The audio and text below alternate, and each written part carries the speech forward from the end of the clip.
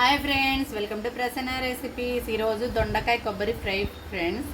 చూడండి, కావాల్సిన పదార్థాలు పెట్టేసాను. నేను దొండకాయలు ఇందాక కోసేసి కొంచెంసేపు ఆరబెట్టుకున్నాను. కొబ్బరి పొడి, కావాల్సిన పదార్థాలు చిన్నులపై తాలింపులోకి, ఇవి కరివేపాకు, కావాల్సిన పచ్చెనపప్పు, ఆవాలు, ఎండుమిర్చి. ఇది ఫ్రెండ్స్. నెక్స్ట్ ప్రాసెస్లోకి వెళ్దాం రండి ఫ్రెండ్. చూడండి, ఆయిల్ వేసుకుంటున్నాను. ఎక్కువ అవసరం లేదు, డీప్ ఫ్రైకి సరిపడా. మనం ముందు ఇవి వేపుకోవాలి. దొండకాయలు వేపుకున్నాక చేసుకోవాలి ప్రాసెస్. చూడండి, ఆయిల్ హీట్ ఎక్కింది, వేసుకుంటున్నాను. ఇలా ఆయిల్ హీట్ ఎక్కాలి. హీట్ ఎక్కినాక మనం దొండకాయలు వేసుకోవాలి.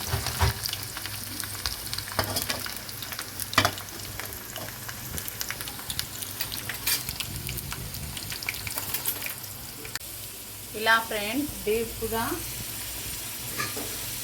ఫ్రై ఇలా చేయాలి.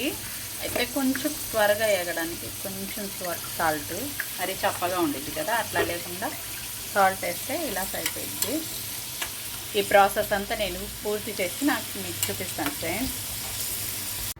చూడండి, ఇప్పుడు తాలింపు.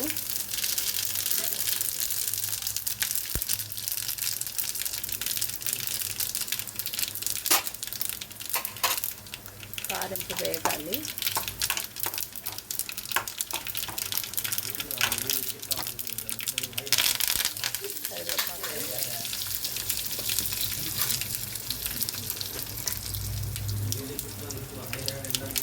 పసుపు,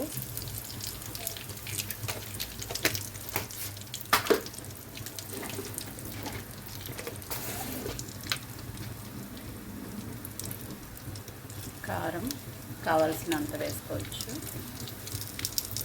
కొబ్బరి కాబట్టి కొంచెం బాగుంటుంది.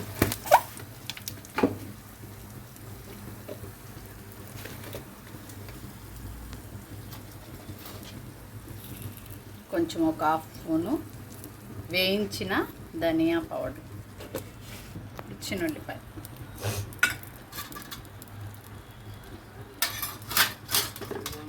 ఇదంతా కలుపుకోవాలి.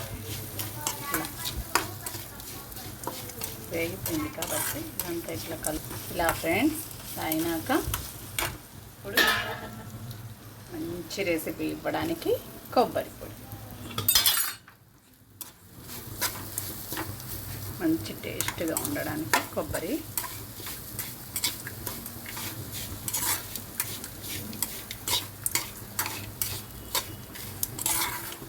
సరే కొంచెం ఎక్కువ మాడింది కానీ టేస్ట్ బాగుంది.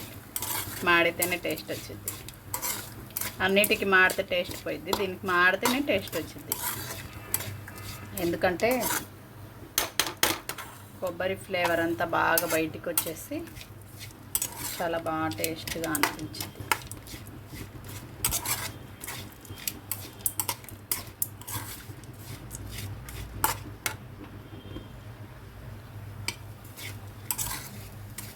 ఇలా ఒక్క 2 నిమిషాలు చూడండి, ఇలాగ ఒక్క 2 నిమిషాలు ఇలా వేగాలి. ఇలా వేగినాక దానిపై దగ్గరికి అయిపోయినాక చక్కగా మంచి కమ్మటి వాసన వస్తుంది.